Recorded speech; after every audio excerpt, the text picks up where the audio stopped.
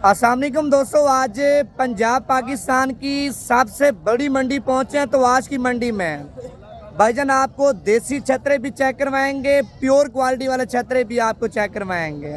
अगर आप इस मंडी की लोकेशन लेना चाहते हैं, पहले आप नंबर लिख लें 0342 41 32 136। भाईजान आज आपके सामने अल्हम्दुलिल्लाह आपको VIP बच्चे चेक करवाएंगे। पहले आपने लाइक करना है।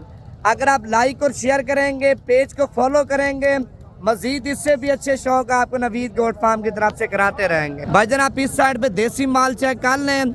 वैसे भी आज ये मंडी भाईजान आपकी सोच से भी ज़्यादा घिरी है। मंडी में यानी कि 5000, 4000, 6000, 7000 रुपये जानवर सस्ता मिल रहा है। अगर आपको इस तरह के दाने चाहिए 18,000, 20,000, 22,000 की रेंज तक इस तरह का दाना आपको मिल जाएगा, जो इस साल आप बकरा ईद पर अल्हम्दुलिल्लाह तैयार भी कर सकते हैं।